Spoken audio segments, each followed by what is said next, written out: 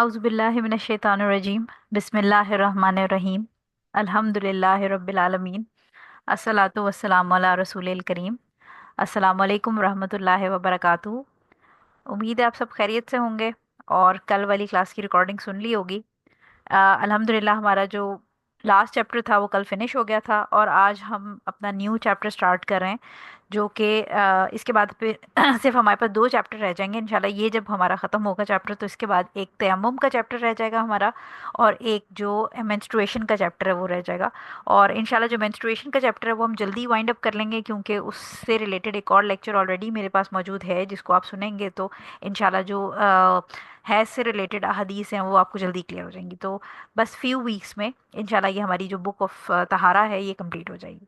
आज जो हमारा चैप्टर है वो बाब अल गुस्ल व हुक्म अल जुनुब, यानी ये बेसिकली चैप्टर जो है उसमें हम गुस्ल की डिटेल्स को पढ़ेंगे, हदीस जो रिलेटेड टू गुस्ल हैं वो पढ़ेंगे और प्लस जो जुनूब है, यानी अभी हम इन टर्म्स को भी एक एक करके मैं आपको एक्सप्लेन करूंगी कि जनाबत की जो रूलिंग्स हैं शरीयत के अंदर हदीस के पॉइंट ऑफ व्यू से वो हम इंशाल्लाह इस चैप्टर के अंदर पढ़ेंगे। सो हम क्लास स्टार्ट कर लेते हैं। पहले थोड़ा सा हम इंट्रोडक्शन देख लेते हैं कि ये जो हमने टर्म्स गुस्ल और जनाबत है इसका प्राइमरीली मतलब क्या है। सो गुस्ल जो है जैसे आपको याद होगा कि मैंने आपको वज़ू के शुरू में बताया था कि वज़ू होता है, वज़ू होता है और विज़ू होता है। सो ये ज़बर ज़ेर पेश के साथ एक डिफरेंस आ जाता है मीनिंग्स का। सो सिमिलरली जो गुस्ल है या गुस्ल है, उर्दू में हम गुस्ल कहते हैं, तो इसके अंदर भी गैन पे पेश होती है, गैन पे ज़बर होगी और गैन पे ज़ेर होगी। यानी ये जो तीन डिफरेंट फॉर्म्स हैं जिसमें ज़बर ज़ेर पेश जो है उसके साथ इनका फ़र्क होता है और ऑटोमेटिकली ज़बर ज़ेर पेश के फ़र्क के साथ इनके मतलब में भी फ़र्क है।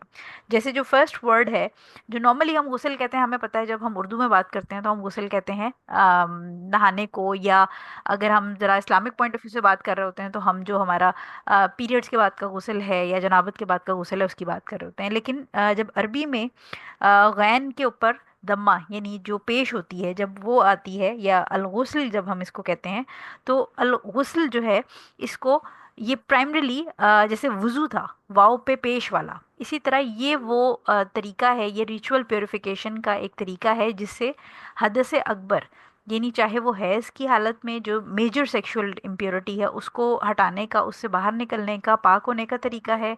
चाहे वो हैज़ हो, चाहे वो निफास हो, या चाहे वो सेक्सुअल इम्प्योरिटी हो, यानी हद से अकबर जो बड़ी आप समझें कि एक इम्प्योरिटी है, एक नापाकी है, उससे बाहर निकलने के लिए जो इस्लामिक तरीका है उसको हम गुस्ल अल गुस्ल जो है गैन पे ऊपर पेश है ये उसको कहा जाता है। ठीक है, तो ये देखें यहाँ पर मैंने इसीलिए लिखा है इसको कि टर्म जो है वो गुस्ल होगी, इंग्लिश में यहाँ पर यू आएगा।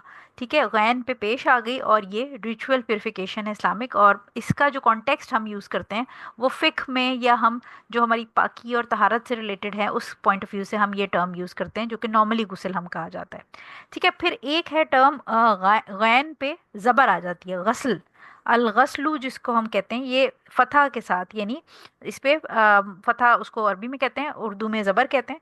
इसमें इसका बेसिकली मकसद है कि जनरल वॉशिंग, यानी जो नॉर्मली आप किसी चीज़ को धोते हैं या किसी चीज़ को पाक करते हैं उसको कहा जाता है गसल, गैन पे ज़बर के साथ। यानी ये आपके गुसल से रिलेटेड, नहाने से या पाक होने से रिलेटेड नहीं है, ये किसी भी चीज़ को, जैसे अगर आप अपने कपड़े धो के पाक कर रहे हैं तो उसको जैसे अरबी में गसलतू सौबी, यानी मैंने अपने कपड़ों को धोया।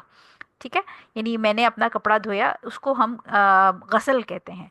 तो ये बॉडी की प्योरिफिकेशन की फॉर्म में नहीं आता, ये कपड़ों को जैसे धो रहे हैं आप, रुमाल आपने धोया है तो उसके लिए गैन पे ज़बर के साथ जो है वो इस्तेमाल होता है अलगस्लु। तीसरी जो है उसके अंदर गैन के नीचे ज़ेर आ जाती है। ठीक है, अलगस्लु या गस्ल इसको कहेंगे। गस्ल जो है इसके अंदर हमें दो बेसिकली मीनिंग मिलते हैं।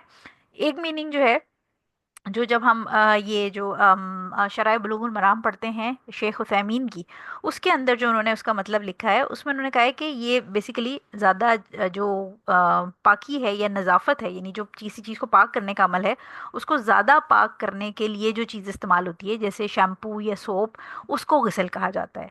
तो उनकी जो किताब है उसके अंदर ये लिखा गया है। लेकिन जो हमें जब अगर हम कुरान के रेफरेंस से देखते हैं, यानी कुरान के अंदर जब हम गसल को देखते हैं तो एक वर्ड यूज़ हुआ है जो कि गस्लीन सूरह हक्का के अंदर आयत नंबर 36 के अंदर जो बेसिकली अल्लाह ताला क़यामत ये जो जहन्नुम के अंदर बताते हैं कि जो जहन्नुम के ड्वेलर्स होंगे, यानी जो लोग जहन्नुमी होंगे, उनको जो खाना मिलेगा उसमें अल्लाह ताला कहते हैं, ये इंग्लिश में मेरे पास इसकी ट्रांसलेशन है कि nor any food accept from the discharge, जिसको गिसलीन कहा गया है। यानी गिसलीन का वर्ड इस आयत में इस्तेमाल किया गया है कि जो पस होती है या कोई ज़ख़म हो, ज़ख़म को जब आप धोते हैं तो उसका जो गंदा पानी निकलता है उसको गिसलीन कहा गया है।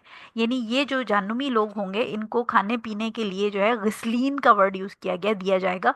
जैसे ज़ख्मों पे से गंदा जो पानी जब पस या उसका जो डिस्चार्ज होता है वो जो निकलता है गंदा पानी, उसको गिसलीन कहा जाता है। तो गिसल जो है वो कुरान के अंदर गिसलीन उसी से निकाला गया है कि जो एक आप किसी चीज़ को जब धोते हैं तो उसका जो पानी निकल के आता है वो गिसल कहलाता है। सो ये तीन वर्ड हैं जो पेश, ज़बर और ज़ेर के साथ गसला से ही निकले हैं और उसके डिफरेंट मीनिंग्स हैं।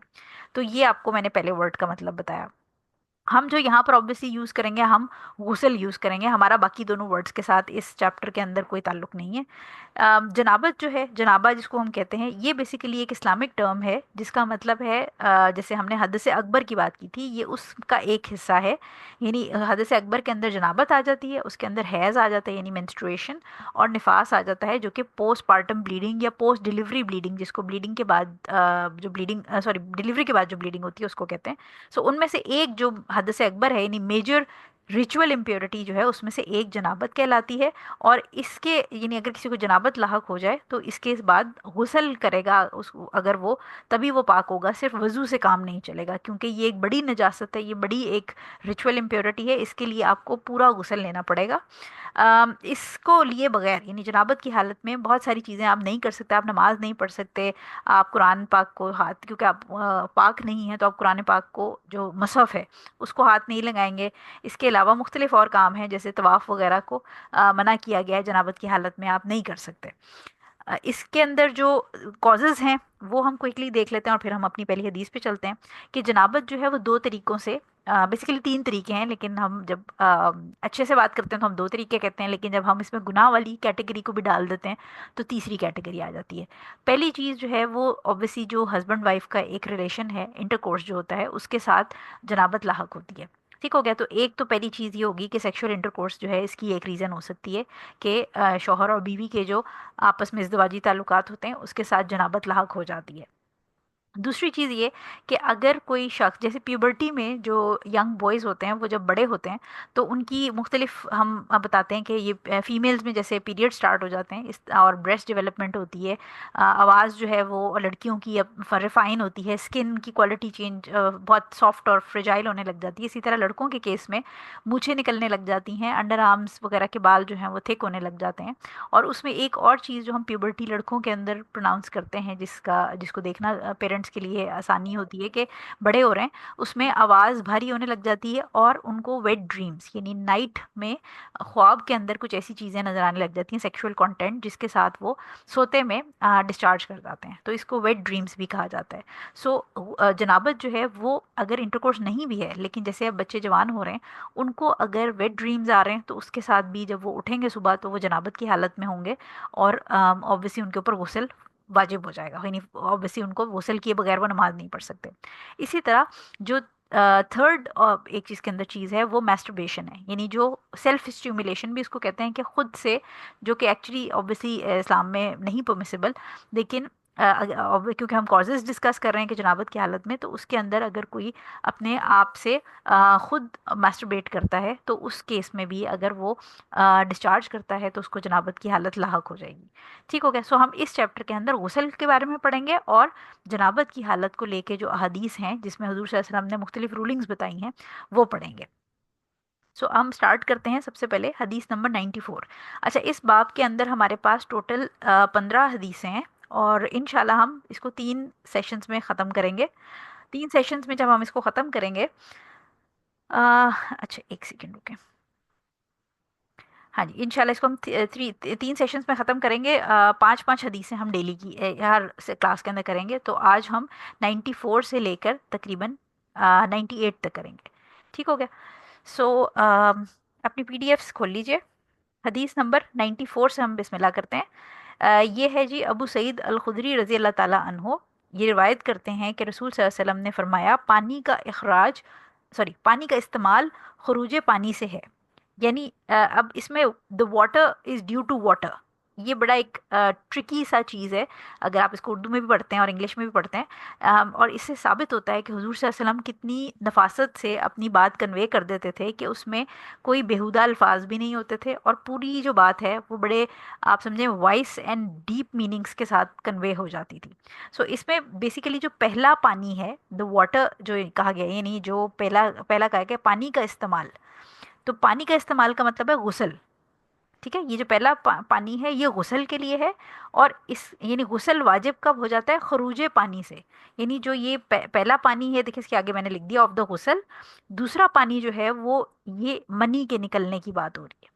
यानी जो गुसल है वो मनी के निकलने के ऊपर ऑब्लिगेटरी हो जाता है। यानी अगर कोई शख्स जिसको डिस्चार्ज हो जाता है, जो जो हमने बात की थी कि क्लाइमेक्स डिस्चार्ज होता है, ऑर्गेजम जिसको कहते हैं या उसको मनी कहते हैं, वो अगर निकलता है, वो पानी निकलता है, तो उसके वजह से यानी उसके बाद जनाबत की हालत आ जाती है और लिहाजा गुस्ल वाजिब हो जाता है। इस ये हदीस इसे मुस्लिम ने रिवायत किया है, और इसका असल बुखारी में भी है। ठीक हो गया, तो ये ऑब्वियसली जब ये दोनों में है तो इसका स्टेटस मुतफक्कुन अलैह हो गया और ये सही हदीस है। सो पहली चीज़ जो है हमने बात कर ली कि जो पहला पानी है वो है गुसल का पानी, और दूसरा पानी जो है वो सेक्सुअल इमिशन या मनी की बात हो रही है। सो इससे ये पता चलता है, पहली चीज़ जो हमें इस पहली हदीस से पता चली इस चैप्टर के, कि अगर किसी को मनी निकलती है, यानी सेक्सुअल उसका जो ऑर्गेजम डिस्चार्ज होता है, तो वो जनाबत की हालत उसको लाहक हो जाएगी, और लिहाजा उसके ऊपर गुस्ल वाजिब हो जाएगा। गुस्ल के बगैर फिर वो नमाज नहीं पढ़ सकता, वो अपने बाकी जितने भी ये जो हमने पीछे बात की कि वो कुरान पाक के ऊपर को टच नहीं कर सकता, मुसहफ को टच नहीं कर सकता, और आगे आगे हम और भी चीज़ें पढ़ेंगे कि और वो क्या काम नहीं कर सकता। सो इससे हमें ये पता चलता है, इस हदीस को देख के, फ़िलहाल ये पहली हदीस है, इसको देख के आपको ये लगेगा कि अगर कोई मियाँ बीवी के ताल्लुकात, इज़दवाजी ताल्लुकात कायम होते हैं, वो इंटरकोर्स करते हैं, तो इस हदीस से ऐसा लगता है, यानी फ़िलहाल जो हम क्योंकि पहली हदीस पढ़ रहे हैं, कि जब तक जो डिस्चार्ज है यानी ऑर्गेज़म डिस्चार्ज नहीं होगा हस्बैंड और वाइफ का, तब तक उन पर गुस्ल वाजिब नहीं होगा। सो इस हदीस की जो फर्दर डिटेल है वो हम अगली हदीस में पढ़ेंगे, लिहाजा हम अगली हदीस के ऊपर चलते हैं, क्योंकि ये आधा सच है। इसका जो बाकी का सेक्शन है वो हदीस 95 से हमें मिलेगा। ठीक हो गया, तो हदीस नंबर 95 हमारे पास है अबू हुरैरा रज़ी अल्लाह ताला अन्हु की। हज़रत अबू हुरैरा रज़ी अल्लाह ताला अन्हु से रिवायत है कि रसूल अल्लाह सल्लल्लाहु अलैहि वसल्लम ने फरमाया कि जब तुम में से कोई औरत की चार शाखों के दरमियान में बैठे, फिर अपनी पूरी कोशिश कर ले, तो उस पर गुस्ल वाजिब हो गया। अब अगेन अगर आप ये देखें कि हुजूर सल्लल्लाहु अलैहि वसल्लम के जो अल्फाज हैं वो बहुत ढके छुपे अल्फाज हैं, इन अ सेंस के इसमें कोई बेहूदगी आपको नहीं नज़र आती, कोई बात नहीं नज़र आती। और ये एक तरीका है कि जब टीचर्स भी, जब हम पढ़ रहे होते हैं अपने टीचर्स से, या हम आगे पढ़ा रहे होते हैं अपने जूनियर्स को, तो कोशिश यही करनी चाहिए कि बात कन्वे हो जाए लेकिन उसके अंदर कोई बेहूदगी ना हो। ये एक इस्लाम की खूबसूरती भी है कि इस्लाम ने छोटी से छोटी, बड़ी से बड़ी बात के ऊपर भी हमें, नबी करीम सल्लल्लाहु अलैहि वसल्लम ने, या इवन कुरान के अंदर हम देखते हैं, आगे हदीसों में भी हम देखेंगे कि बहुत सारी सहाबियात ने जब हुजूर सल्लल्लाहु अलैहि वसल्लम से बड़े सेंसिटिव इश्यूज़ के ऊपर सवाल किया, तो उन्होंने बड़ी तमीज़ का मुजाहरा करते हुए सवाल किया। लिहाजा हुजूर सल्लल्लाहु अलैहि वसल्लम का जवाब, सहाबा के सवाल, और आगे से जो उल्मा ने हमें एक्सप्लेनेशंस दी हैं उसमें भी हम पढ़ते हैं, जब हम ये फ़िक्ह की किताबों में ये चैप्टर्स पढ़ते हैं, तो ऑल्दो कि ये अडल्ट चैप्टर्स हैं, लेकिन इसके अंदर पढ़ते हुए कहीं पर भी हमें इसके अंदर कोई आप समझें कि शर्म वाली चीज़ या इस तरह की चीज़ नहीं नज़र आती जिससे घबराहट हो पढ़ के या सुन के। ठीक हो गया। सो इसमें जो मुस्लिम ने इजाफा किया है, यानी जो ऊपर वाली चीज़ है ये आपने पढ़ी, इसके बाद ये बुखारी और मुस्लिम दोनों में है, और मुस्लिम के अंदर इतना इजाफा नकल किया गया है, ख्वा इंजाल ना हुआ हो। इंजाल कहते हैं इमिशन को, यानी वही जो मनी निकलने का अमल है उसको इंजाल कहते हैं। ठीक हो गया, तो ये हदीस को अगर हम दोबारा पढ़ें तो ये है कि जब तुम में से कोई औरत की चार शाखों के दरमियान बैठे, फिर अपनी पूरी कोशिश कर ले, तो इस पर गुस्ल वाजिब हो गया। और मुस्लिम में एक्स्ट्रा जो वर्ड्स हैं इसी के आगे, वो ये है कि ख्वा इंजाल ना हुआ हो। अब इंजाल, अगर पिछली हदीस पे हम वापस जाएं तो हमने यहाँ पढ़ा कि जब तक पानी नहीं निकलता है, यानी यहाँ पर हमें हुज़ूर सल्लल्लाहु अलैहि वसल्लम ने बताया कि जो पानी निकलेगा तो गुस्ल जो है वो वाजिब होगा। लेकिन अगली हदीस जो है हमारे पास, इसमें एक्स्ट्रा वर्ड जो है मुस्लिम के हैं, वो कह रहे हैं कि अगर इजैक्यूलेशन नहीं भी हुई तब भी गुस्ल वाजिब हो जाएगा। तो अपेरेंटली सुनने में ऐसा लग रहा है कि ये दोनों हदीसें जो हैं ये कुछ कॉन्फ्लिक्ट कर रही हैं। ٹھیک ہے، لیکن یہ کانفلکٹ نہیں کر رہی۔ پہلی چیز تو میں آپ کو تھوڑا سا اس کے اردو کا مطلب بتا دوں کہ یہ جو کہا گیا ہے کہ جب تم میں سے کوئی عورت کی چار شاخوں کے درمیان بیٹھے، تو عورت آبویسلی بیوی کی بات ہو رہی ہے، حلال رشتے کی بات ہو رہی ہے، اور چار شاخوں سے مراد کچھ اسکالرز جو ہیں انہوں نے اس کو انٹرپریٹ کیا ہے کہ عورت کے دونوں بازو اور دونوں ٹانگوں کو کہا گیا ہے، یعنی چار شاخیں۔ اوبیسلی تمیزداری کے ساتھ ایک چیز ایکسپلین کی گئی ہے، جیسے درخت کی شاخیں ہوتی ہیں اس طرح عورت کی شاخوں کا مطلب اس کے بازو اور اس کی لیگز ہیں۔ اور کچھ جو اسکالرز ہیں انہوں نے کہا کہ اس میں جو چار شاخیں ہیں اس سے مراد عورت کی دونوں تھائز اور دونوں جو لوور آپ کے فور لیگز جن کو آپ کہہ سکتے ہیں، پنڈلیاں کہتے ہیں اردو میں جس کو، وہ ہے۔ یعنی بیسیکلی پوائنٹ یہ ہے کہ جب انٹر کورس کرنے کے لیے ہسبینڈ جو ہے وہ عورت کے پاس بیٹھے، یہ اس سچویشن کی بات ہو رہی ہے۔ اور پھر فرمایا کہ پھر اپنی پوری کوشش کر لے۔ پوری کوشش سے مراد یہ ہے کہ آبویسلی وہ انٹر کورس کرنے کی جب کوشش کر لے پورا، یعنی وہ اپنا جو ازدواجی تعلق ہے وہ قائم کرنے کی کوشش شروع کرے، یعنی وہ ایکٹ جو ہے وہ سٹارٹ کرے۔ اور اس سے ہمیں پتہ کیا چلتا ہے، اگر ہم اگلی سلائیڈ پہ چلیں تو پہلی والی حدیث میں ہمیں یہ پتہ چلا تھا کہ جب تک ایجیکولیشن نہیں ہوگی تب تک غسل نہیں ہوگا، لیکن اس میں ہمیں یہ پتہ چل رہا ہے کہ ابھی وہ سٹارٹ کرے گا کام تو اس پہ غسل واجب ہو جائے گا۔ ٹھیک ہو گیا؟ سو فائنل آپ نے یہ چیز سمجھنی ہے کہ جب بھی میل اور فیمیل کے پرائیویٹ پارٹس جو ہیں وہ ملیں گے، یعنی دخول ہو جائے گا، پینیٹریشن ہوگی، چاہے ڈسچارج ہو یا نہ ہو، غسل مرد اور عورت میاں بیوی دونوں پر واجب ہو جائے گا۔ ٹھیک ہے، یہ وہ دونوں جنابت کی حالت میں انٹر ہو جائیں گے۔ لیکن اگر ہسبینڈ جو ہے اس کا جو اسپیشل آرگن ہے وہ اگر اس نے وائف کے پرائیویٹ پارٹس کے اوپر رکھا ہے، صرف پینیٹریشن نہیں ہوئی، تو پھر وہ جنابت کی حالت میں نہیں ہوں گے، غسل واجب نہیں ہوگا، سوائے اس کے کہ صرف وہ اگر منی اس سے پہلے ہی وہ ڈسچارج کر جاتا ہے ہسبینڈ یا وائف، ٹھیک ہے، یعنی اندر پینیٹریشن سے پہلے ہی اگر وہ ڈسچارج کر جاتا ہے تو پھر غسل واجب ہو جائے گا، لیکن اگر پینیٹریشن کر لی ہے تو پھر بھی غسل ہو جائے گا۔ سو پوائنٹ آپ نے دوبارہ میں اس کو ریپیٹ کر دیتی ہوں اگر کنفیوژن ہے تھوڑی سی۔ پہلی چیز تو یہ کہ آپ نے یاد رکھنا ہے کہ اگر ہسبینڈ اور وائف کے پرائیویٹ پارٹس میں پینیٹریشن ہو جاتی ہے، چاہے ڈسچارج ہو یا نہ ہو، منی نکلے نہ نکلے، ان پہ غسل واجب ہو جائے گا، پہلی بات۔ دوسری بات یہ کہ اگر ہسبینڈ کا آرگن وائف کے اندر انٹر نہیں ہوا، صرف باہر ٹچ کیا ہے، تو پھر غسل واجب نہیں ہوگا۔ لیکن اگر وہ ٹچ کرنے سے ہی کلائمیکس اور فیلنگز اتنی زیادہ بڑھ گئیں کہ اندر انٹر ہوئے بغیر ہی ٹچ کیے کے ساتھ ہی وہ ڈسچارج کر گیا ہے ہسبینڈ یا وائف، تو پھر آبویسلی کیونکہ منی نکل آئی ہے تو غسل واجب ہو جائے گا۔ سو آئی ہوپ یہ پوائنٹ کلیئر ہو گیا۔ لہٰذا آپ نے اپنے مائنڈ میں سب سے امپورٹنٹ بات یہ رکھنی ہے کہ ڈسچارج کا ہونا نہ ہونا امپورٹنٹ نہیں ہے، پینیٹریشن کا ہونا امپورٹنٹ ہے۔ اگر کسی ہسبینڈ وائف کی پینیٹریشن ہو گئی ہے تو بس اس کے بعد وہ ڈسچارج ہونا ہو، ان کو غسل واجب ہو جائے گا۔ اب یہ جو پہلی حدیث ہم نے پڑھی تھی اور جو سیکنڈ حدیث یعنی 94 نمبر اور 95 نمبر جو ہے اس کے بیچ میں تھوڑا سا اپرنٹ کانفلکٹ نظر آتا ہے، لیکن اس کے اوپر اسکالرس کے تین اوپینینز ہیں، کیونکہ یہ اپرنٹ یعنی ایک ظاہری کانفلکٹ ہے لیکن یہ ایکچوئل کانفلکٹ نہیں ہے۔ کچھ اسکالرز یہ کہتے ہیں کہ جو پہلی والی حدیث تھی جس میں حضور صلی اللہ علیہ وسلم نے فرمایا تھا کہ پانی کا نکلنا یعنی ایجیکولیشن ضروری ہے غسل کے لیے، وہ اسلام کے شروع کے آرڈرز میں سے تھی۔ اور کیونکہ شروع کے آرڈرز میں جیسے ہم نے شراب کے بارے میں بھی یہ دیکھا تھا کہ جو آرڈرز تھے وہ بڑے سلولی اللہ تعالیٰ نے نازل کیے تھے تاکہ جو مختلف دوسرے مذاہب کے لوگ مسلمان ہو رہے ہیں، اسلام قبول کر رہے ہیں، ان کے لیے اسلام کے اصولوں پہ چلنا مشکل نہ ہو۔ تو اس لیے اللہ تعالیٰ نے آرام آرام سے آہستہ آہستہ کر کے تھوڑی سی جو رولز تھے ان کو ماڈیفائی کیا، اور شروع میں نرمی تھی اور آہستہ آہستہ پھر چیزوں کو کلیئر کرتے گئے اور فائنل فارم میں آرڈرز آتے گئے۔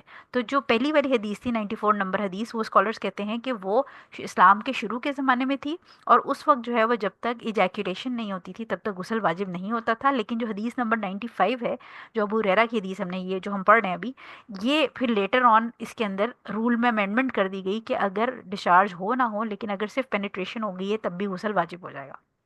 تو یہ پہلا اوپینین ہے اسکالرس کا۔ سیکنڈ اوپینین جو اس میں اسکالرس کا آتا ہے وہ یہ آتا ہے کہ جو پہلی حدیث تھی وہ ایک جنرل حدیث ہے، اور جو سیکنڈ حدیث 95 نمبر حدیث ہے اس نے اس جنرلٹی کو اسپیسیفائی کر دیا، یعنی ایک کھلی چیز ہے، ایک کھلا میدان ہے، تو آپ نے دیکھا کہ ایک وہ کھلی زمین ہے، اور اس کے بعد پھر آپ نے اس کو بریکٹس لگا کے ایک اسپیشل پلے ایریا بنا دیا بچوں کا، تو وہ اسپیسیفک ہوگی.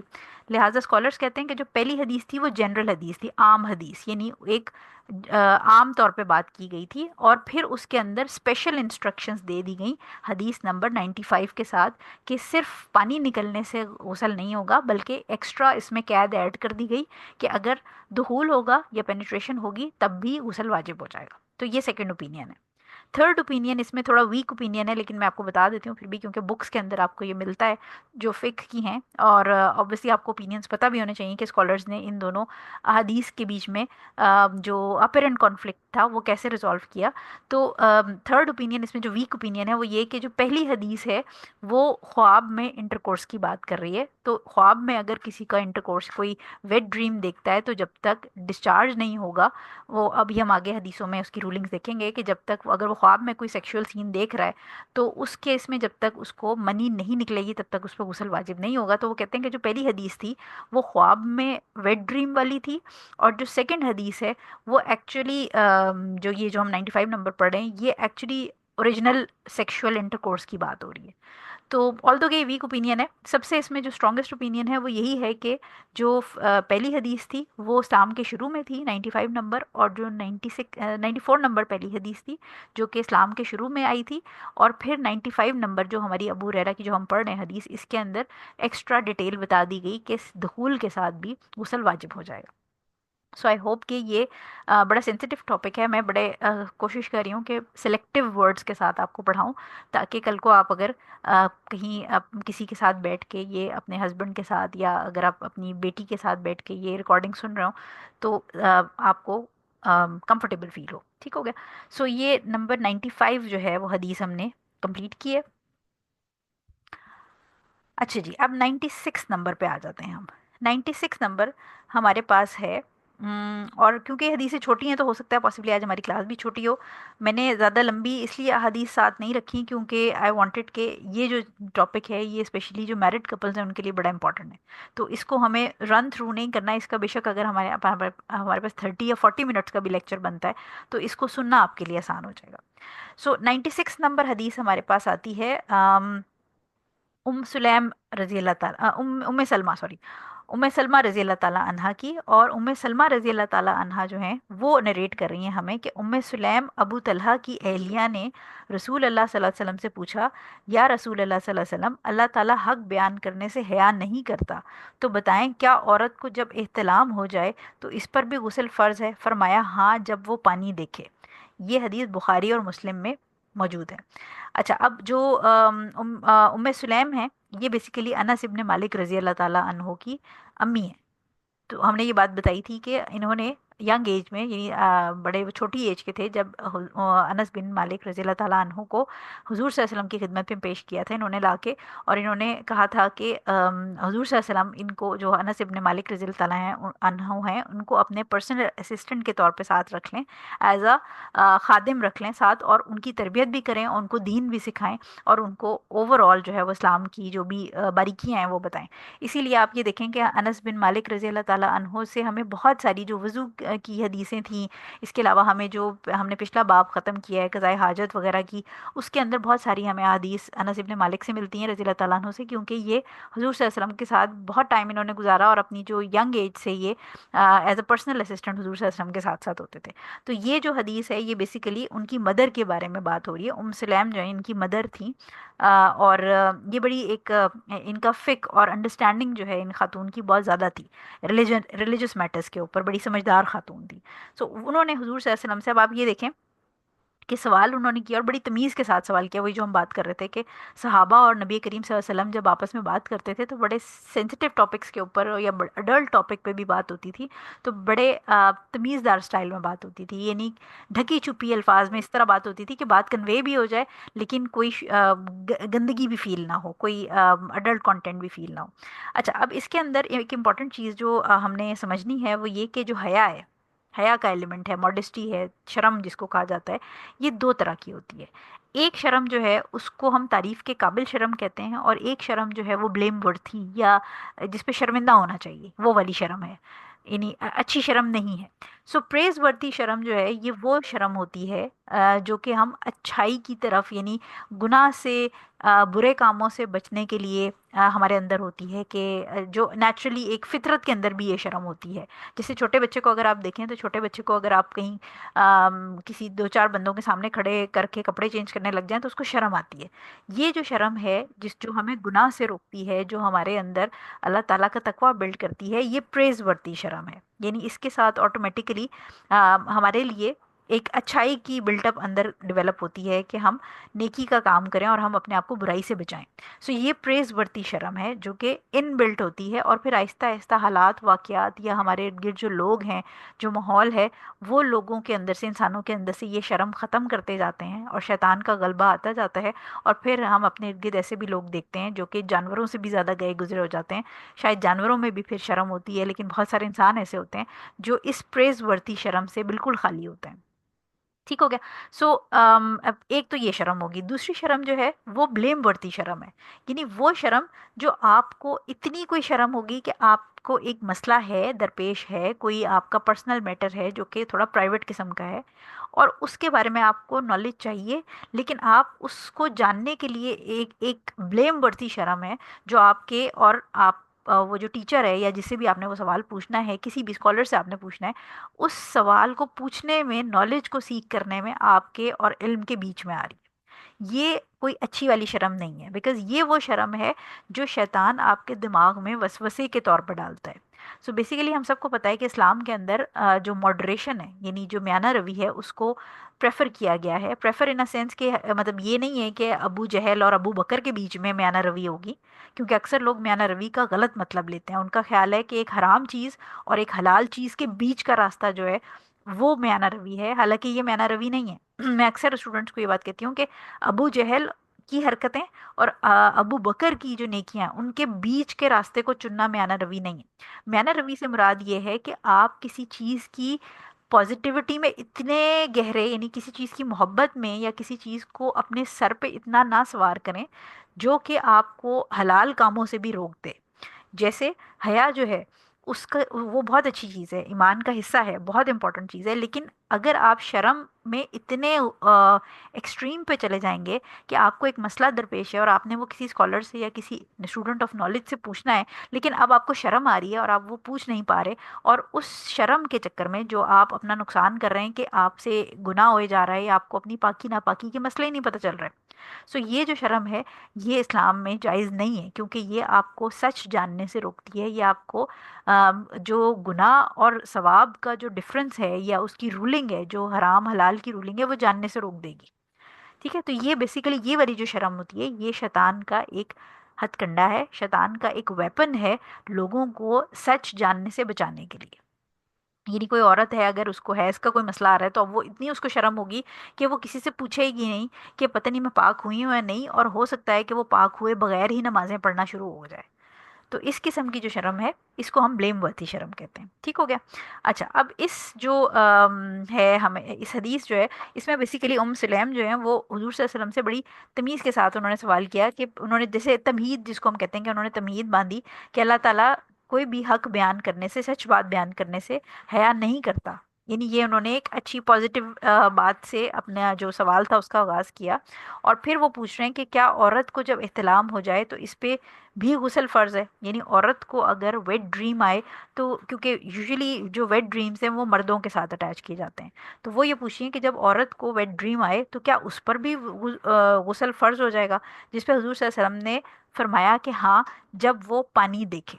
پانی دیکھے سے مراد یہاں پر پھر اگین وہی ہے کہ منی اگر وہ دیکھے تو اس کے اوپر غسل فرض ہو جائے گا. اس کی رولنگ ہم دیکھتے ہیں. پہلی چیز تو یہ کہ اس حدیث سے ہمیں پتہ چلتا ہے کہ ایٹیکیٹس آف سیکنگ نالج میں سے ایک جو طریقہ ہے، ایک جو ایک اچھی وے ہے، ایٹیکیٹ ہے، تمیز ہے جس کو ہم کہتے ہیں، وہ سیکھنا ضروری ہے. کہ جب بھی آپ اپنے ٹیچر سے، کسی سے بھی، یا ارد گرد کوئی ایسا کوئی نالجبل ان پرسن بھی آپ کو، کوئی آپ کے دادا نانا یا کسی ماموں وغیرہ، کوئی رشتہ دار اس طرح جو علم ہے اس کے پاس، اب آپ خاتون ہیں، آپ نے سوال پوچھنا ہے، تو آپ ایک اپنا سوال جو ہے اس کو ایک آپ سمجھے میٹھی سی کوٹنگ کر کے پوچھیں گے. آپ اپنے الفاظ کا چناؤ جو ہے وہ بڑا اسپیسیفک رکھیں، تاکہ सवाल कन्वे भी हो जाए लेकिन कोई बदमज़गी ना हो, कोई बेहयाई की बात ना हो, कोई इस तरह की फीलिंग ना हो कि आप अपने बाप से या अपने नाना से या अपने दादा से कोई सवाल पूछ रहे हैं और जिनकी आप रिस्पेक्ट करते हैं बहुत ज़्यादा, बट आपने सवाल भी पूछना है और आपने बात भी कन्वे करनी है, और शर्म का एलिमेंट भी है। लिहाजा ये सहाबिया थी, इन्होंने बड़ी तमीज़ के साथ अल्लाह ताला का पहले रेफरेंस दिया और उसके बाद अपनी तमीद बांध के बात शुरू की। तो पहली चीज़ तो हमें ये पता चलती है। दूसरी चीज़ ये कि जो एहतिलाम है, ये वेट ड्रीम, ये हमने बात की थी कि ये क्या होता है कि ये ज़्यादातर मर्दों में होता है, बट ये औरतों में भी हो सकता है। और ये बेसिकली होता है शैतान की तरफ से। अगर आप में से कुछ लोगों को याद हो, मैंने आपको व्हाट्सएप वाले ग्रुप में एक दफ़ा, काफ़ी दफ़ा ये बात समझाई हुई है कि जो ख्वाब होते हैं वो तीन तरह के होते हैं। एक ख्वाब जो होते हैं वो अल्लाह ताला की तरफ से होते हैं, और वो ख्वाब होते हैं जिनको जब आपकी आँख खुलती है तो आप उसके बारे में बड़ी पॉजिटिव फीलिंग रख रहे होते हैं, आप खुश होते हैं, आपको अच्छी फीलिंग आ रही होती है। बेशक ख्वाब याद हो ना हो, लेकिन जब आप उठते हैं तो आप, अगर आपको ये याद हो कि मैंने ख्वाब देखा है, बट ये याद नहीं है कि मैंने क्या देखा, but you have a very positive feeling about it. सो ये एक तरह के ख्वाब हैं। दूसरी तरह के जो ख्वाब होते हैं वो शैतान की तरफ से होते हैं। ये ख्वाब वो होते हैं जो, उसमें आप ख्वाब के अंदर कोई गुनाह का एलिमेंट देखते हैं, या कोई बहुत डरावना ख्वाब देखते हैं जिसके साथ अगर आपकी आंख खुलती है तो आपको डर लगता है, या आप कोई बहुत मतलब जैसे नाइट मेयर जिसको हम कहते हैं, उस किस्म के ख्वाब देखते हैं, या शैतानी ख्वाब देखते हैं जिसमें आप कुछ गुनाह कर रहे होते हैं, किसी के साथ जाती कर रहे होते हैं, या कोई आपके साथ जाती कर रहा है। डर वाले जो ख्वाब हैं ये सब शैतान की तरफ से होते हैं। और तीसरे जो ख्वाब होते हैं वो होते हैं आपके अपने सबकॉन्शियस माइंड से। यानी फॉर एग्जांपल, जैसे अगर आप रात को एनिमल प्लैनेट देख के सोए हैं, और एनिमल प्लैनेट में आपने बहुत सारे सांपों की वीडियोस देख रही हैं, कोई डॉक्यूमेंट्री ही कोबरा स्नेक पे देख ली है, तो रात को ख्वाब में आपकी जो सबकॉन्शियस बैक ऑफ माइंड है उसके अंदर लाशऊरी तौर पे वो बीबीसी की जो डॉक्यूमेंट्री है या वो एनिमल प्लैनेट का जो प्रोग्राम है वो कहीं ना कहीं दिमाग में रह जाएगा, और आपको ख्वाब में सांप नजर आ रहे होंगे। या अगर आपके बहुत ज़्यादा एग्जाम्स चल रहे हैं, या घर में कोई टेंशन चल रही है, या कोई लड़ाई झगड़ा किसी से चल रहा है, तो फिर वही चीज़ आपके दिमाग में, क्योंकि पूरा दिन चलती है, तो सब कॉन्शियस माइंड के अंदर वो रहती है, और सब कॉन्शियस माइंड से वो फिर आपके ख्वाब में आ जाती है। सो लिहाजा ये जो वेट ड्रीम्स होते हैं ये शैतान की तरफ से ख्वाब होते हैं, और इसमें शहवत को अब ये भी हो सकता है कि एक हस्बैंड या वाइफ अपनी जो, अगर लॉन्ग डिस्टेंट हैं जैसे रहते हैं, तो वो अपनी वाइफ को या हस्बैंड को ही ख्वाब में देख के डिस्चार्ज हो जाए, या यंग जो बच्चे बच्चियां होते हैं वो फिर किसी सेलिब्रिटी को ख्वाब में देख रहे होते हैं, या वो उन जो भी उनके, अगर वो किसी को पसंद करते हैं तो उसको ख्वाब में देख के उसके साथ जो है वो एक शहवत वाली जो फीलिंग्स होती हैं और उसकी वो शैतानी हरकतें होती हैं, वो ख्वाब में देखते हैं, और उसके साथ फिर उनको डिस्चार्ज हो जाता है, मनी निकलती है, तो उसको हम, जो वेट ड्रीम है उसको उर्दू में एहतिलाम कहते हैं। ठीक हो गया। सो ये उन्होंने सवाल पूछा था कि क्या औरतों को भी होता है, और हुजूर साहब ने फरमाया कि हाँ जी औरतों को भी होता है। तीसरी चीज़ जो इसमें, अगेन ये हम बहुत दफ़ा बात कर चुके हैं, लेकिन मनी और मज़ी का फ़र्क, मनी और मज़ी का फ़र्क जो है वो ये है कि मज़ी जो है वो बेसिकली प्री इजैकुलेशन डिस्चार्ज होता है, यानी शहवत की फीलिंग आने से जो मादा निकलता है प्यूबिक एरिया से, जो मखसूस जगहें होती हैं वहाँ से निकलता है, और इसके ये थोड़ा थोड़ा करके निकलता है और ज़्यादा देर तक निकलता रहता है, और इसके निकलने से शहवत की जो फीलिंग्स हैं वो ख़त्म नहीं होती। ये होता है मज़ी। और जो मनी होता है वो क्लाइमेक्स या ऑर्गेज़म डिस्चार्ज होता है, और ये इकट्ठा एक आप समझें कि एक सडन इरप्शन होती है इसकी, प्लस ये कि इसके साथ निकलते साथ ही जो फीलिंग्स होती हैं शहवत की वो ख़त्म हो जाती हैं, लाइक उसके बाद बिल्कुल ड्रेन्ड फीलिंग होती है। इंसान बिल्कुल आप समझें कि ऐसे लगता है कि एनर्जी ख़त्म हो गई है, और शहवत की फीलिंग इसके निकलते साथ ही ख़त्म हो जाती है, और इसकी क्वांटिटी भी ज़्यादा होती है। सो ये मनी होता है। मज़ी के ऊपर हमने वज़ू वाले चैप्टर में पढ़ा था कि मज़ी अगर निकलती है, हज़रत अली रज़ी अल्लाह ताला अन्हु की हदीस आपको याद होगी, जब उन्होंने अपने खादिम से कहा था कि हुज़ूर सल्लल्लाहु अलैहि वसल्लम से पूछ के बताएं, तो मज़ी जो है उससे गुस्ल वाजिब नहीं होता, लेकिन वज़ू टूट जाता है, वज़ू दोबारा करना पड़ेगा। जबकि मनी निकलने से, क्योंकि ये जनाबत की हालत होती है, इसमें गुस्ल वाजिब हो जाएगा। नंबर फोर्थ पॉइंट हमें ये पता चलता है इसके अंदर कि अगर किसी को ख्वाब नहीं याद, यानी अगर आप रात को सोई या सोए और सुबह उठ के आपको ख्वाब याद नहीं है, आपको ये याद नहीं कि आपने क्या ख्वाब देखा था, शैतानी ख्वाब में क्या देखा था, किसी के साथ कोई गड़बड़ करते देखा था या नहीं, लेकिन अगर आपको अपने जो ट्राउज़र्स हैं या जो पैंटीज़ हैं उसके अंदर वेट या डिस्चार्ज کوانٹٹی یعنی اچھی کوانٹٹی میں ڈسچارج ملے یا ویٹنس ملے تو اس کا مطلب ہے کہ یہ منی ہے اور پھر آپ کو غسل کرنا پڑے گا. اب بیسیکلی جینٹس کے کیس میں تو وہ پتہ چل جاتی ہے کیونکہ وہ سیمن ہوتا ہے اور وہ کوانٹٹی زیادہ ہوتی ہے اور پتہ چل جاتا ہے. لیڈیز کے کیس میں بچیوں کو یہ تھوڑا سا سکھانی کی چیز ہے, سمجھانا پڑتا ہے کہ بیسیکلی جو دیکھنے میں فرق ہوتا ہے لیڈیز کی منی اور مزی کے اندر, وہ یہ ہوتا ہے کہ جو منی ہے یعنی جو orgasm کا ڈسچارج ہے وہ تھک ہوتا ہے تھوڑا, اور اس کی اسمیل جو ہوتی ہے وہ جیسے آٹے کی اسمیل ہوتی ہے, خمیر آٹے کی اس طرح کی اسمیل ہوتی ہے, یا جیسے انڈے کی سفیدی کی اس ٹائپ کی, یعنی جیسے جب انڈا آپ بنا دیتے ہیں اور اس کی ایک سفیدی کی جو اسمیل ہوتی ہے اس طرح کی اسمیل ہوتی ہے, اور یہ تھک ہوتا ہے. اور جب یہ ڈرائی ہوتا ہے تو یہ ایک لیئر سی, جیسے آپ سمجھیں کہ آپ اس کو کھرچ سکتے ہیں, اس طرح کی لیئر بناتا ہے. لیکن جو مزی ہوتا ہے, جو پری ایجیکولیشن ڈسچارج ہوتا ہے, وہ کیونکہ تھوڑی کوانٹٹی میں ہوتا ہے تو وہ ہلکا ہلکا سا سفید سفید سا ہوگا, لیکن آپ اس کو کھرچ نہیں سکتے اور اس کی کوئی اسمیل نہیں ہوتی. تو اس لیے اگر خواتین صبح اٹھیں, ان کو چاہے یاد ہو نہ ہو, لیکن اگر ان کو اپنی ٹراؤزر یا پینٹی یا نائٹ سوٹ کے ٹراؤزر کے اندر زیادہ کوانٹٹی میں ڈسچارج ملے اور ویٹنس فیل ہو, زیادہ ویٹنس فیل ہو, اور پلس یہ کہ وہ اگر اس کو دیکھیں تو وہ ایسے ہو جیسے تھوڑی سی لیئر سی بنا دے گی, تو پھر وہ غسل کریں چاہے ان کو خواب یاد ہو یا نہ ہو, کیونکہ یہ بیسیکلی منی ہے یعنی ویٹ ڈریم ہے. زیادہ تر عورتوں کو ویٹ ڈریمز کا مسئلہ نہیں ہوتا, لیکن کچھ ریئر مطلب کچھ سرٹن پرسنٹیج ہے, جو بہت تھوڑی پرسنٹیج ہے خواتین کی جن کو ویٹ ڈریمز آتے ہیں اور ان کو یہ ایشو ہے.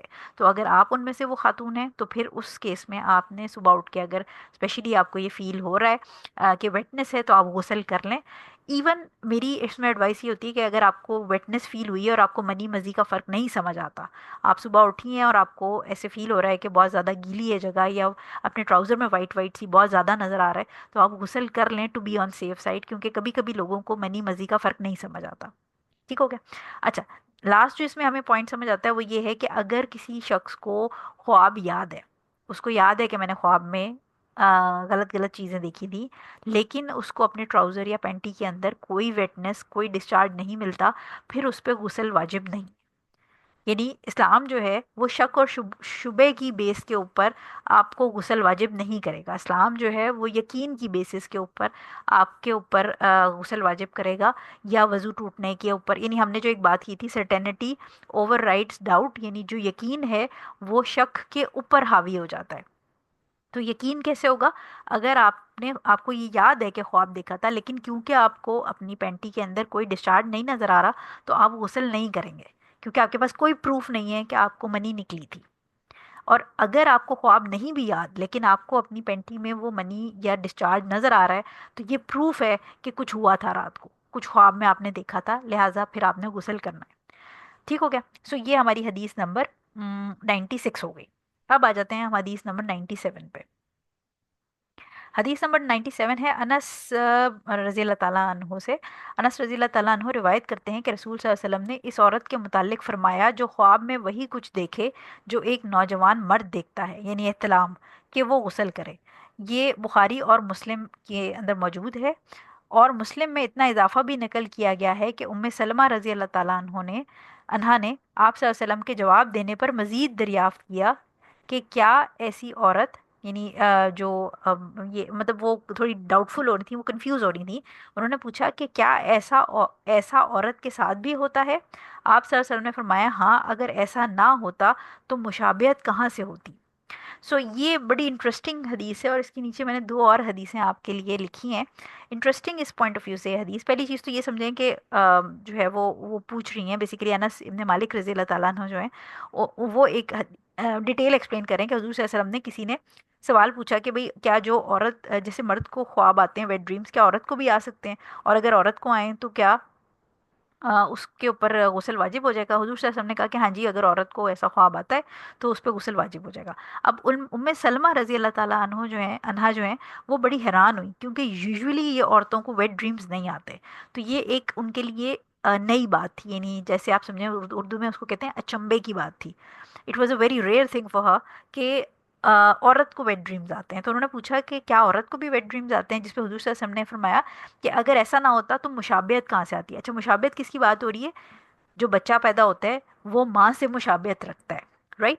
سو وہ حضور صلی اللہ علیہ وسلم کہہ رہے ہیں کہ اگر عورت کو ڈسچارج نہ ہوتا تو माँ से औरत यानी जो बच्चा है उसकी मुशाबहत कैसे आती, फिर तो अगर सिर्फ मर्द को अगर डिस्चार्ज होता है तो सिर्फ बाप से मुशाबहत आनी चाहिए थी। अच्छा, अब इसके अंदर दो हदीसें और हैं, फिर मैं आपको इसकी रूलिंग्स बताती हूँ। ये हदीसें जो हैं वो आपकी उसका हिस्सा नहीं है, बुलुगुल मराम का हिस्सा नहीं है, लेकिन जस्ट बिकॉज मैं आपको ये बताना चाहती हूँ कि हुजूर सल्लल्लाहु अलैहि वसल्लम 1400 साल पहले जो बात कर रहे थे वो लेटर ऑन कितनी सेंचुरीज के बाद साइंस ने हमें पता करके बताई। सो एक हदीस हमें मुस्लिम में मिलती है 315, और बुखारी के अंदर 3329। अच्छा, हो सकता है इनका नंबर आपको इंटरनेशनल और उर्दू की ट्रांसलेशंस में ज़रा फ़र्क फ़र्क होता है कभी कभी। बहरहाल इसकी आपको इजीली मिल जाएगी। इसमें जो है वो एक लंबी हदीस है जिसका छोटा पीस मैंने काट के यहाँ पर आपके लिए रखा है। ये एक यहूदी हुजूर सल्लल्लाहु अलैहि वसल्लम से सवाल करने आया था। बेसिकली वो प्रूफ लेना चाहता था कि हुजूर सल्लल्लाहु अलैहि वसल्लम क्या वाकई में नबी हैं या नहीं। तो उसने हुजूर सल्लल्लाहु अलैहि वसल्लम से मल्टीपल सवाल किए। ये उसका आखिरी सेक्शन जो है वो, क्योंकि हमारी हदीस से रिलेटेड है, मैंने काट के आपके लिए पेस्ट किया है यहाँ पर। इसका उर्दू में ट्रांसलेशन है। उसने कहा, यानी ये यहूदी जो है वो कह रहा है कि मैं आपसे औलाद के बारे में पूछने आया हूँ। उसने बहुत सारे सवाल किए, उसमें से एक सवाल ये था कि औलाद के बारे में पूछना है। आप सल्लल्लाहु अलैहि वसल्लम ने फरमाया, मर्द का पानी सफ़ेद होता है और औरत का पानी जर्द। जब दोनों मिलते हैं और मर्द का मादा मनविया का मतलब है, जो मतलब उसका जो डिस्चार्ज है, मर्द का मादा औरत के मनी पर गालिब आ जाता है, यानी जो मर्द का सीमन है वो औरत के जो डिस्चार्ज है उस पर डोमिनेट कर जाता है, अ, तो अल्लाह ताला के हुक्म से दोनों के यहाँ बेटा पैदा होता है। और जब औरत की मनी मर्द की मनी पर गालिब आ जाती है तो अल्लाह के हुक्म से दोनों के यहाँ बेटी पैदा होती है। यहूदी ने कहा, आपने वाकई सही फरमाया, आप यकीनन नबी हैं। फिर वो पलट कर चला गया। ये हदीस है मुस्लिम और बुखारी दोनों में। अच्छा, इसी तरह एक ये याद रखिएगा, फिर मैं अभी आपको ये बताती हूँ कि इससे हम क्या क्या चीज़ें हमें समझ आती हैं इन हदीसों से। और ये बुलुगुल मराम का हिस्सा नहीं है, ये मैं सिर्फ आपको एक्स्ट्रा अंडरस्टैंडिंग के लिए ये दो एक्स्ट्रा हदीसें इसमें बता रही हूँ। अच्छा, इसी तरह बुखारी के अंदर 5305 हदीस है, जिसमें ये हदीस है कि एक शख्स जो है वो हज़ूर सल्लल्लाहु अलैहि वसल्लम के पास आया और उसने कहा, या रसूलल्लाह सल्लल्लाहु अलैहि वसल्लम, मेरे यहाँ तो काला कलूटा बच्चा पैदा हुआ है। ये उर्दू की ट्रांसलेशन मैं आपको पढ़ के सुना रही हूँ। इस पर नबी करीम सल्लल्लाहु अलैहि वसल्लम ने फरमाया, तुम्हारे पास कुछ ऊँट भी हैं। यानी बेसिकली वो बंदा जो है वो आया था हज़ूर सल्लल्लाहु अलैहि वसल्लम के पास शिकायत लेके, और वो कहना ये चाह रहा था कि जो मेरा बच्चा पैदा हुआ है वो मेरे और मेरी बीवी से नहीं मिलता। यानी उसको ये सस्पिशन हो रहा था कि ये बच्चा मेरा नहीं है, ये किसी और का बच्चा है। ठीक है ना। यानी अगर एक निग्रो है और एक दो निग्रोज हैं, और दो निग्रोज के घर में अगर एक गोरा बच्चा पैदा हो गया, तो पहली जो माइंड में चीज़ आएगी वो ये आएगी कि दो काले लोगों का एक गोरा बच्चा कैसे पैदा हो गया। सो वो भी इसी तरह की कंप्लेन लेके आया था कि जो मेरे घर में बच्चा पैदा हुआ है वो काला कलूटा सा पैदा हुआ है, और he did not actually accept कि वो उसका बच्चा है। इस पे नबी करीम सल्लल्लाहु अलैहि वसल्लम ने फरमाया, तुम्हारे पास कुछ ऊँट भी हैं?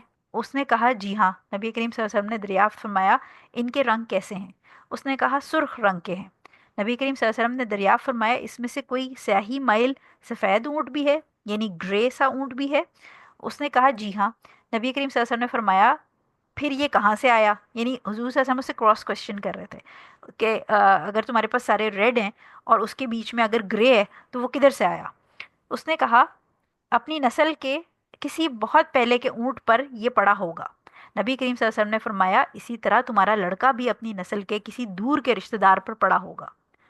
यानी उसने वो बड़े सस्पिशन लेके आया था। हुजूर सल्लल्लाहु अलैहि वसल्लम ने उसको एग्जांपल ऊँटों से दी कि तुम्हारे पास लाल रंग के ऊँट हैं। उसने कहा, हाँ जी लाल रंग के ऊँट हैं। हुजूर सल्लल्लाहु अलैहि वसल्लम ने पूछा, कोई ग्रे ऊँट है? उसने कहा, हाँ एक ग्रे ऊँट है। हुजूर सल्लल्लाहु अलैहि वसल्लम ने कहा, ग्रे कहाँ से आया? उसने कहा, पीछे से कहीं एंसेस्टर्स में से कहीं ऊपर से जो है ना वो कोई ग्रे ऊँट रहा होगा, वहाँ से आया है। तो हुजूर सल्लल्लाहु अलैहि वसल्लम ने फरमाया कि फिर तुम्हारा बच्चा भी कहीं ऊपर से रिश्तेदारों में कोई काला रहा होगा, वहाँ से उसको जेनेटिक मटीरियल आया है। तो ये जो हदीसें हैं, ये तीनों हदीसों को पढ़ के आपको लिटरली, यानी जिन्होंने साइंस पढ़ी है उनको ये बात रियलाइज़ होती है कि अल्लाह ताला के नबी जो हैं वो वाकई में सच पैगाम लेके आए थे। क्योंकि उस ज़माने में साइंस और जेनेटिक्स का कोई स्कोप ही नहीं था। मतलब कोई आप समझें कि कॉन्सेप्ट ही नहीं था कि इसका डीएनए भी कोई चीज़ होती है, गैमीट्स कोई चीज़ होते हैं, कोई मेल और फीमेल एक्स वाई क्रोमोसोम होता है, इस किस्म की चीज़ें। तो अगर आप ये पहली वाली हदीस देखें, ये वाली, तो इससे resemblance of a child to his mother का मतलब ये है कि इससे हमें ये पता चलता है कि औरत जो है वो भी उसका जो जेनेटिक मटेरियल है, यानी उसके अंदर से जो उसके जीन्स हैं, जीन्स तो अब हम कहते हैं ना, यानी पुराने ज़माने की बात करें तो عورت بھی بچے کی نشوونما اور اس کی فزیکل اپیئرنس، اس کی پرسنالٹی کے اندر، یعنی جو بچہ پیدا ہوتا ہے اس میں عورت کا شیئر بھی ہے. صرف مرد سے ساری کوالٹیز نہیں آتی، دونوں ماں باپ کی طرف سے مل کے آنکھوں کا رنگ، بالوں کا رنگ، قد، چہرے کا رنگ، ایون پرسنالٹی کے اندر کہ وہ خوش مزاج ہے، بد مزاج ہے، یہ ساری چیزیں جینز کے اندر، ایگریسو ہوگا، غصے والا ہوگا، نرم مزاج ہوگا، ٹھنڈے مزاج کا ہوگا، ایکسٹروورٹ ہوگا، انٹروورٹ ہوگا، یہ بہت ساری چیزیں جو ہیں وہ جینیٹیکلی ماں کی طرف سے بھی بچے کے اندر آتی ہیں.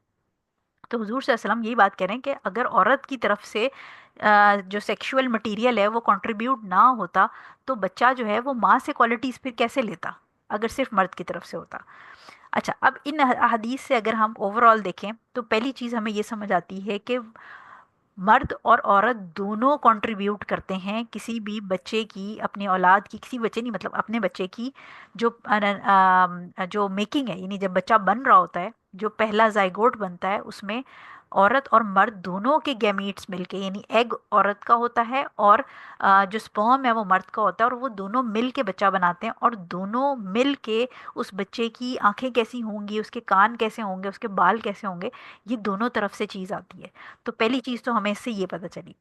دوسری چیز جو جینیٹکس کے اندر ہے وہ یہ ہمیں پتہ چلی کہ جب جن لوگوں نے بایو پڑھی ہے ان کو پتہ ہے کہ جو جینیٹکس ہے اس کے اندر جو جینز ہوتے ہیں ان کے پیئر ہوتے ہیں، یعنی دو ہوتے ہیں، اور ایک اس میں ڈومیننٹ جین ہوتا ہے اور ایک ہوتا ہے ریسیسو جین. تو جب پیرنٹس کی طرف سے، دونوں کی طرف سے ڈومیننٹ جین آ جائے، جو کہ جیسے لمبے قد کا ہے، اب فار ایگزامپل میں اگر آپ کو قد سے بتاؤں کہ اگر باپ کا قد بھی لمبا ہے اور ماں کا قد بھی لمبا ہے اور دونوں کے ڈومیننٹ جین یعنی لمبے قد والے جین آ جاتے ہیں تو بچہ لمبا ہو جائے گا. لیکن اگر باپ کا قد لمبا ہے اور ماں کا قد چھوٹا ہے تو یہ ڈفرنٹ کمبینیشنز بنیں گے اس کے اندر، ایک کے پاس ڈومیننٹ جین ہے، ایک کے پاس ریسیسو ہے. تو جن لوگوں نے بایو پڑھی ہے وہ مینڈلز لا آف سیگریگیشن اس کے اندر استعمال ہوتا ہے، جس کے اندر وہ باقاعدہ بتاتا ہے مینڈلز لا آف سیگریگیشن میں مختلف کمبینیشنز بنتے ہیں. بات تھوڑی سائنٹیفک ہو جائے گی لیکن آسان الفاظ میں اگر میں آپ کو یہ بتاؤں کہ اگر کسی بچے کے اندر دونوں دبے ہوئے جینز آ جائیں گے تو پھر وہ چھوٹے ہائٹ کا ہو جائے گا، اور کسی کے اندر اگر دونوں ابھرے ہوئے جینز آ جائیں گے ڈومیننٹ تو وہ لمبی ہائٹ کا ہو جائے گا. تو بیسیکلی یہ جو جینز ہیں، یہ جو جینیٹک مٹیریل ہے، یہ ماں باپ دونوں کی طرف سے آتا ہے، اور دونوں کی طرف سے جو مٹیریل آئے گا اس سے ڈیسائیڈ ہوتا ہے کہ بچے کے اندر کون سی شخصیت یا کون سی فزیکل یا اس کے اندر جو ایموشنل ٹریٹس اور مختلف طرح کی کوالٹیز ہوتی ہیں وہ کیسے آئیں گی. تو یہ چیز اس کو کلیئرلی اب کیونکہ ہم جینیٹکس پڑھتے ہیں تو ہمیں سمجھ آ رہی ہے، لیکن حضور صلی اللہ علیہ وسلم کے زمانے میں جب سائنس بھی کوئی اس طرح ڈیولپ نہیں تھی، جب کوئی ڈی این اے اور مائکروسکوپ اور مختلف جو یا آپ کے بایو سے ریلیٹڈ چیزیں تھیں یہ نہیں تھی، تب بھی نبی کریم صلی اللہ علیہ وسلم نے آسان ترین الفاظ میں لوگوں کو یہ بیسک انفارمیشن دے دی تھی. تھرڈ چیز اس میں ہمیں یہ پتہ چلتی ہے کہ جو عورت کی یا جو خاتون کی جو وجائنا کے اندر سیکریشنز ہوتی ہیں اور یہ جو orgasm اس کو فیل ہوتا ہے اور منی ڈسچارج ہوتی ہے، یہ بیسیکلی وہ فلوئڈز ہیں جو ہیلپ کرتے ہیں سپرم کو ایزیلی اندر ایگ تک پہنچنے میں. تو یعنی عورت کا جو منی ہے وہ مرد کی منی کے ساتھ ایکولی رسپانسبل ہوتی ہے بیبی پیدا کرنے کے لیے، کیونکہ ہمیں پتہ ہے کہ جو مرد کی منی ہے، سیمن جو ہوتا ہے اس کے اندر سپرم ہوتا ہے، تو سپرم آئے گا تو ایگ فرٹیلائز ہوگا. لہٰذا بیوی اور شوہر دونوں کا پانی جو ہے وہ ایکولی امپورٹنٹ ہے. ایسا نہیں ہے کہ صرف مرد کا جو پانی ہے، مرد کا سیمن ہے وہ امپورٹنٹ ہے اور عورت کا ڈسچارج ہونا ضروری نہیں ہے. عورت کا جو ڈسچارج ہے، جب وہ منی اس کی ریلیز ہوتی ہے تو وہ سپرم کو فیسیلیٹیٹ کرتی ہے ایگ کی طرف پہنچنے میں. ٹھیک ہو گیا. اور اسی لیے جو ہم نے یہ والی حدیث پڑھی ہے، یہ اتنی امپورٹنٹ حدیث ہے اگر آپ یہ سوچیں. اس کے اندر حضور صاحب نے فرمایا کہ مرد کا پانی اگر غالب آ جاتا ہے تو بیٹا پیدا ہوتا ہے، اور عورت کا پانی غالب آ جاتا ہے تو بیٹی پیدا ہوتی ہے. سو اس میں امپورٹنٹ بات کیا ہے؟ سائنس ہمیں اب بتاتی ہے کہ اگر مرد کی طرف سے کنٹریبیوشن میں وائی کروموزوم آ جائے گا تو ایکس وائی بیٹا پیدا ہوگا، اور اگر عورت کی طرف سے ایکس آیا اور مرد کی طرف سے بھی عورت والی چیز ہی ایکس ایکس آ گیا تو بیٹی پیدا ہوتی ہے. یعنی اگر ڈبل ایکس ہوتا ہے، دونوں فیمیل جو سیکس کروموزوم ہے وہ آ جائیں گے تو بیٹی پیدا ہوگی، اور اگر ایک ایکس اور ایک وائی کروموزوم آئے گا تو بیٹا پیدا ہو جائے گا. تو یہ حضور صلی اللہ علیہ وسلم نے اس ٹائم پہ یہ بات بتائی. اور جو سیگریگیشن والی بات، جو یہ ریڈ اور جو اونٹوں والی اگزامپل ہے، اس سے بھی ہمیں یہ پتہ چلتا ہے کہ ہم بہت دفعہ ایسے کہتے ہیں کہ جنریشن جمپ کر جاتی ہے. یعنی ایک کوالٹی جو آپ کی نانی پر نانی میں رہی ہوگی، ہو سکتا ہے وہ آپ میں آ گئی ہو. وہ آپ کی امی میں، آپ کی پھپھو خالہ میں، کسی میں نہیں تھی، بٹ وہ آپ کی نانی یا پر نانی میں رہی ہوگی اور وہ وہاں سے آپ کے اندر آ گئی. سو لہٰذا یہ جو چیزیں ہیں، یہ اب ہمیں، کیونکہ جینیٹکس اور یہ چیزیں جو انہیریٹنس ہے ٹریڈس کی، وہ اب ہمیں پتہ ہے مختلف جینیٹک انجینئرنگ اور مختلف جو بھی اس کی فیلڈز ہیں ان کو پڑھ کے. لیکن حضور صلی اللہ علیہ وسلم نے 1400 سال پہلے بتا دیا کہ یہ بچہ تمہارا ہی ہے، اور تمہارے پیچھے خاندان میں کوئی کالا بچہ رہا ہوگا جس نے، یعنی انسیسٹرز میں کوئی کالا رہا ہوگا، اور وہاں سے یہ جین اتنے ٹائم سپریس رہا، اور اب تمہارے بیبی میں یہ جین جو ہے اس نے ڈومیننٹ ہو کے اپنے آپ کو ایکسپریس کر دیا ہے. ٹھیک ہو گیا. سو ہمیں یہ پتہ چلتا ہے اس سے. پلس آبویسلی چوتھے جو فورتھ پوائنٹ ہے وہ حضور صلی اللہ علیہ وسلم کی وزڈم. اور ہمیں یہ پتہ چلتا ہے کہ جو حضور صلی اللہ علیہ وسلم نے اللہ تعالیٰ کے حکم سے ہمیں چیزیں بتائیں، تو آبویسلی اللہ تعالیٰ کی نالج کا تو کوئی احاطہ کر ہی نہیں سکتا. یہ ہماری ساری فزکس، کیمسٹری، بایو، جتنی بھی ہماری فیلڈز ہیں، یہ اللہ تعالیٰ کا ہی دیا ہوا علم ہے. سو لہٰذا جو حضور صلی اللہ علیہ وسلم جو تھے، حالانکہ وہ ان پڑھ تھے، وہ پڑھے لکھے نہیں تھے، لیکن اللہ تعالیٰ نے ان کو جو ریئلٹی ہے، جو ہمارا کریٹر ہے، اس نے جس طرح جتنی مائنیوٹ مائکرو لیول پہ چیزیں بنائی ہوئی ہیں، وہ حضور صلی اللہ علیہ وسلم کو اس وقت کے لوگوں کے سمجھنے کے پوائنٹ آف ویو سے بڑی آسانی سے سمجھا دی تھی، اور لوگوں کو وہ بات سمجھ بھی آ گئی تھی. اور اس سے ایک اور جو ہمیں لاسٹ پوائنٹ ملتا ہے وہ یہ کہ اسلام ہمیں دنیا کی تعلیم حاصل کرنے سے منع نہیں کرتا. اسلام ہمیں بایو، فزکس، کیمسٹری، جینیٹکس، اس طرح کے چیزیں پڑھنے سے منع نہیں کرتا، بٹ ان سارے سبجیکٹس کو پڑھنا چاہیے یہ سوچ کے کہ ہم اللہ تعالیٰ کے دین کو اس کے ساتھ کنیکٹ کریں. یعنی بہت ساری چیزیں ہیں جو ان ساری فیلڈ سے ریلیٹڈ قرآن اور حدیث میں موجود ہیں، لیکن ہم اتنے زیادہ بلائنڈ ہو جاتے ہیں ان سبجیکٹس کو ویسٹرن کانسیپٹ سے پڑھنے سے. یعنی ہم بالکل سائنس کو اپنا خدا بنا لیتے ہیں. ہمیں لگتا ہے کہ سائنس اگر کوئی بات کہہ رہی ہے تو وہ صحیح ہے، اور اگر اللہ تعالیٰ اور اس کے نبی کوئی بات کہہ رہے ہیں تو پتہ نہیں وہ صحیح ہے کہ نہیں. ہمیں سیکنڈ تھاٹس آتی ہیں قرآن اور حدیث کی کسی سائنٹیفک بات کو لے کے، اور اگر سائنس وہی بات کہے تو ہم اس کو بالکل سر آنکھوں پر بٹھاتے ہیں. سو سمجھنے کی بات یہ ہے کہ دنیا کی تعلیم حاصل کریں، لیکن پہلی چیز یہ کہ دنیا کی تعلیم کو اس سوچ سے حاصل کریں کہ یہ تعلیم بھی اللہ تعالیٰ کی دی ہوا علم ہے، اور اس کو ہم نے اپنے دین کے ساتھ کنیکٹ کرنا ہے. لہٰذا اگر میں ڈرماٹولوجسٹ ہوں تو مجھے بہت شوق ہے ڈرما کا، لیکن میری کوشش یہ ہونی چاہیے کہ میں ڈرما کو for the sake of drama نہ پڑھوں، بلکہ میں ڈرماٹولوجی کو جو دین ہے اس کے ساتھ، جو قرآن کے اندر مختلف چیزیں ہیں جہاں پر جلد کا ذکر ہے. جیسے اگر فار ایگزامپل میں آپ کو ایک چھوٹی سی ایگزامپل دیتی ہوں کہ قرآن میں جب اللہ تعالیٰ جہنم میں لوگوں کے عذاب کی بات کرتا ہے، تو اللہ تعالیٰ کہتا ہے کہ ان کی جو جلدیں ہیں، جو جلدیں ہوں گی، ان کی اسکن ہوگی، وہ جلا دی جائے گی جب تک کہ وہ پوری جلے گی نہیں، اور پھر جب وہ جل جائے گی تو ان کو نئی اسکن دے دی جائے گی. سائنس اور بینگ اے ڈرماٹولوجسٹ ہم یہ بات پڑھتے ہیں کہ جو فری نرو اینڈنگز ہوتی ہیں، جو کھلی پین کے ریسیپٹرز والی، جو جس میں درد کے ریسیپٹرز ہوتے ہیں، وہ جو نروز ہوتی ہیں وہ اسکن میں موجود ہوتی ہیں. اگر کسی کی اسکن جل جاتی ہے تو اس کی وہ جو پین کی سینسیشن ہے وہ ڈیڈ ہو جاتی ہے. لہٰذا قیامت جو جہنم میں لوگ ہوں گے ان کی اسکن کو جلایا جائے گا تاکہ ان کو پین ہو. لیکن ایک دفعہ جب ان کی اسکن جل جائے گی تو کیونکہ وہ پین کے ریسیپٹرز ڈیڈ ہو جائیں گے، ان کو درد ہونا بند ہو جائے گا، لہٰذا اللہ تعالیٰ ان کو نئی اسکن دے گا تاکہ وہ کنٹینیوس عذاب میں رہیں.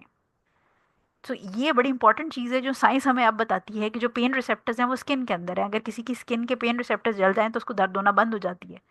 اور یہی چیز جہنم کے اندر لوگوں کے ساتھ ہوگی. جب ان کے پین ریسیپٹرز جل جائیں گے تو ان کو نئے ریسیپٹرز دے دیے جائیں گے، ان کو نئی اسکن دے دی جائے گی. اللہ تعالیٰ قرآن میں کہتا ہے کہ ان کی ایک دفعہ کھال جل جائے گی، ہم ان کو نئی کھال دے دیں گے.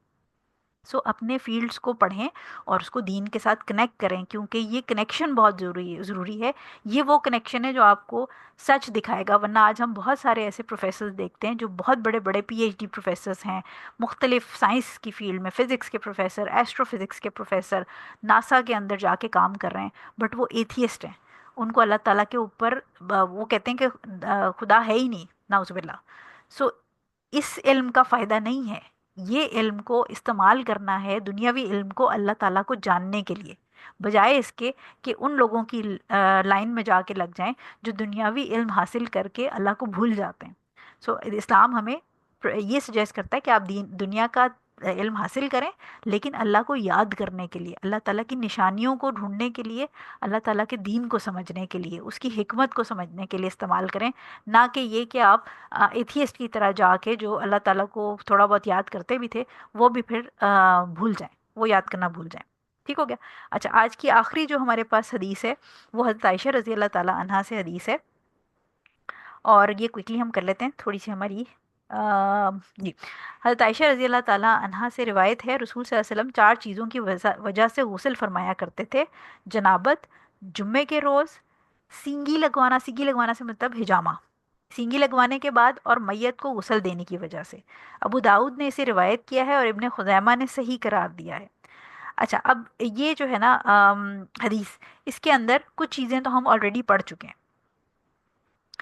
پہلی چیز یہ کہ غسل، جو پہلی چیز حضرت عائشہ رضی اللہ تعالیٰ عنہ نے کہی وہ کیا تھی کہ 4 چیزوں کی وجہ سے غسل فرماتے تھے: جنابت، تو یہ تو ہم پہلے ہی پڑھ چکے ہیں پچھلی حدیثوں میں کہ جنابت جو ہے وہ ایون پینیٹریشن بھی ہو جائے، اگر انزال نہ بھی ہو، ڈسچارج نہ بھی ہو، تب بھی جنابت کے ساتھ غسل واجب ہو جائے گا۔ ٹھیک ہو گیا؟ یہ ہم نے پڑھ لیا ہے۔ دوسری چیز یہ کہ جو جمعے کے روز کا غسل ہے وہ آگے نیکسٹ ویک انشاءاللہ ہم ایک حدیث پڑھیں گے جس کے اندر اس کے اوپر ہم پورا ڈسکس کریں گے کہ جمعے کی جو روز غسل ہے وہ ریکمینڈڈ ہے، مسنون ہے یا واجب ہے، اور اگر واجب ہے تو کس کے لیے واجب ہے، اور اگر مسنون ہے تو کس کے لیے مسنون ہے۔ تو یہ ہم نیکسٹ ویک انشاءاللہ اس کو کور کریں گے۔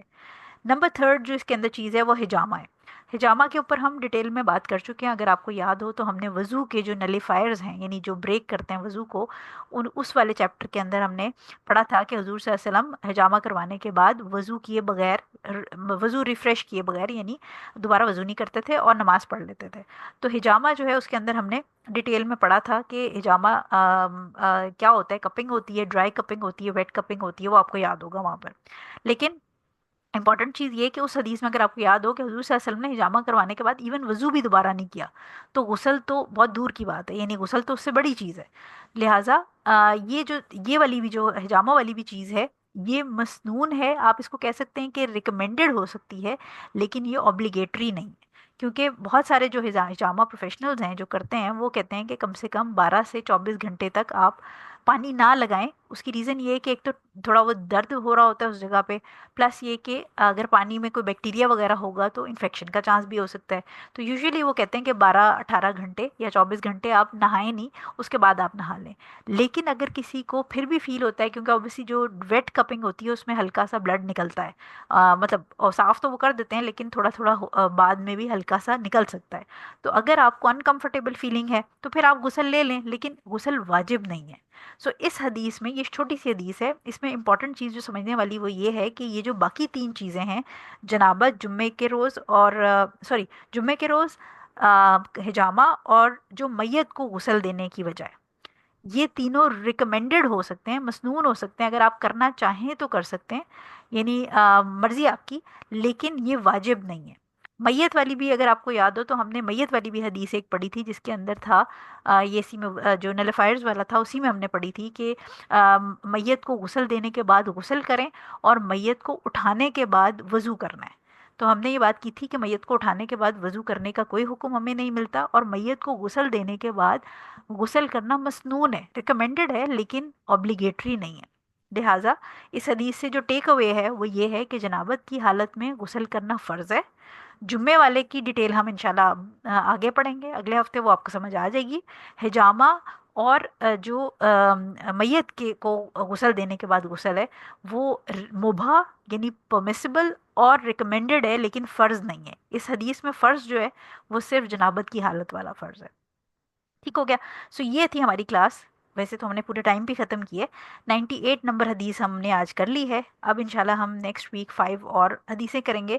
اس کے اندر کوئی کنفیوژن ہو اگر آپ کو تو آپ مجھ سے واٹس ایپ پہ پوچھ سکتے ہیں، لیکن آئی ہوپ کہ ہم نے اس کو اچھے سے کور کر لیا ہے، اور آپ کو یہ غسل کی جو بیسک جو چیز ہے جنابت والی وہ ذرا کلیئرلی سمجھ آ گئی ہوگی کہ اس کے اندر کب کب کرنا ہے اور کب کب نہیں کرنا۔